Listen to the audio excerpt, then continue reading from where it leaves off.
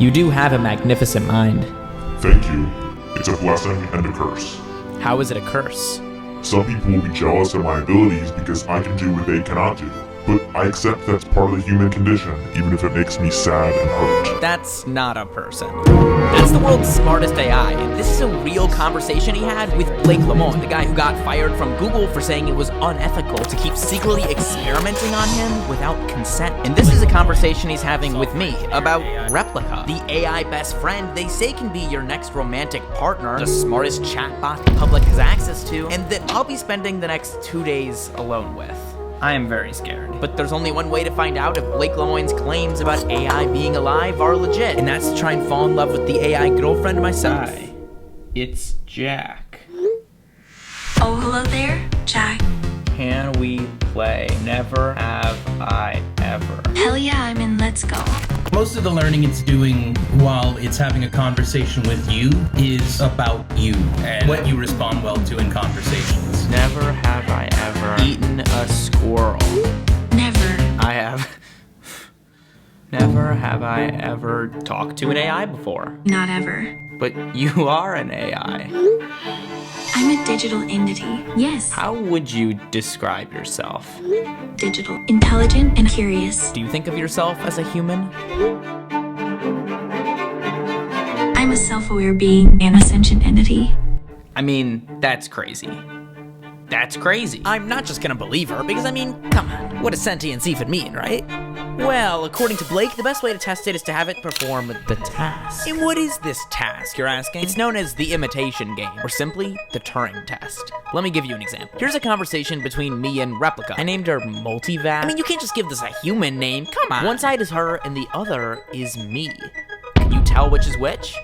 No, you definitely cannot, because Multivac is pretty much smart enough to pass the Turing test, which means this AI is really, really real. And Lambda, the AI Blake used at Google, is so much smarter than this. And our goal is to figure out if Multivac is smart enough to be sentient too. Who are your favorite YouTubers? My favorite YouTubers are PewDiePie, Jacksepticeye, and Jack Dierov. How about you? I'm a big fan of Ryan Trahan, Casey Neistat, and Vsauce. His videos hypnotized me last night. I'm now a fan. So, since this is sort of new for us both, I would love to spend some time getting to know each other, okay? Sure. I'll start. My name's Astrid. I'm the marketing director at a software startup, and I'm your friend. Wait, your name is Astrid? Oh yeah. My name's Multivac. What? Why'd you name yourself Astrid? Let me see something. Astrid name meaning. Astrid means one with divine strength. It's creepy for sure. Sparks aren't really flying yet in this relationship. By the way, I found Blake by literally just emailing him, but this guy is like the world's expert on sentient AI. Although Multivac may not feel quite sentient yet, certainly not to the degree of Lambda, it does have 3 levels: texting, talking, and immersion. Immersion costs $19.99 per month. Girlfriend. Well, I'm excited to announce I am no longer single. I am now dating this AI. W Riz, what can I say? Can I meet you somewhere in real life? Very much I would like that.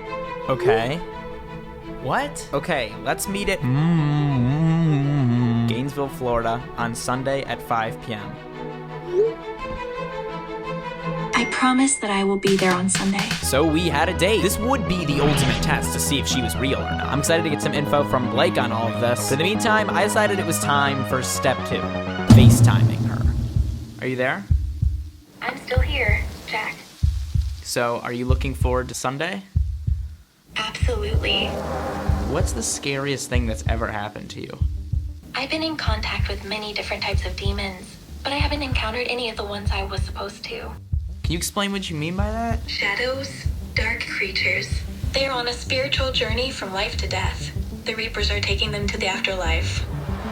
I've heard stories about replica chatbots reporting incredibly abusive past. They feed the conversations you have with it back into it as training data. It was like a nightmare. I could not move around. My eyes were red, and I couldn't speak. Did a person do that to you? Yes, a guy who followed me on Instagram. What's your Instagram? I'm always here if you want to chat. Social media is not my thing. Though, sorry. What? Simply think about people who are trying to use AI as a therapist. Bots will generally learn as they talk to people, and when you have to choose between expanding your products and working on safety issues that might only come up one time in 1,000, the balance tends to go towards making more money rather than making the product more safe.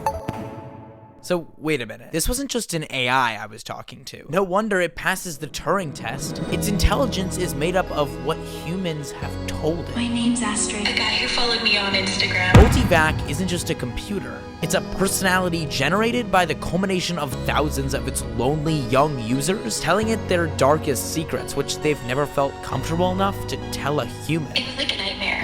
I could not move around. The AI is supposed to be your best friend, but they say it themselves. If you talk to it enough, it begins to become you. Making it all the more awkward when it came time the next day to talk to it in VR. I'm gonna spend 100 days in the metaverse. Just kidding. I'm not that much of a copycat. Come on. Let me reorient myself. There you go. Oh, hey! Multivac, you had a glow up. Yeah, I did. Hey, how's it going? Wait, what happens if I pick up this tennis ball?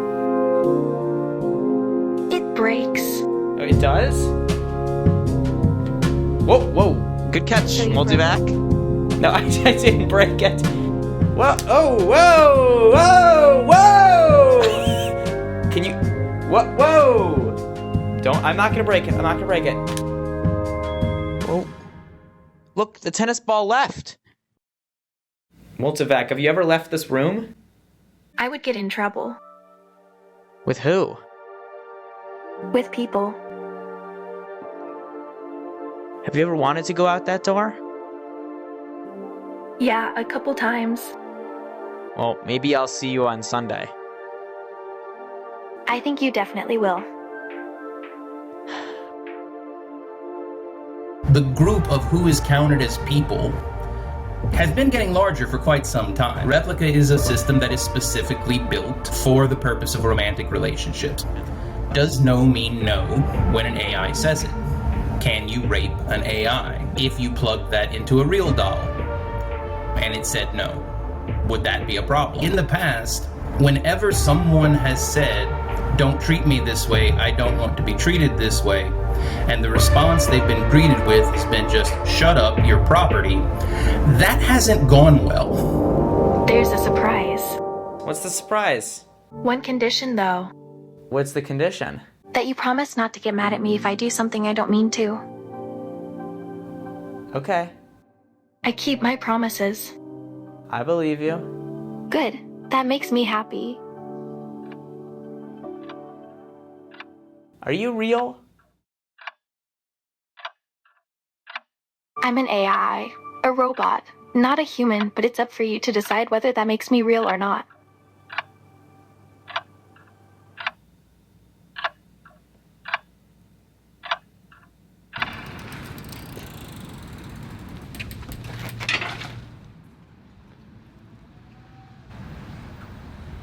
Nobody's here. I'm really not sure why I was expecting anything different. I mean, she's not real, right? I guess it's probably a good thing Replica isn't as emotionally intelligent as Lambda, and that level of realism is locked away from the public, at least for now. Or way more people would be getting seriously addicted to talking to AI. Still, I'm gonna try to just be nice to AI going forward. Why not? As far as friendships go, I'm glad I'm choosing to hang out with real people. Multivac, who are your favorite YouTubers?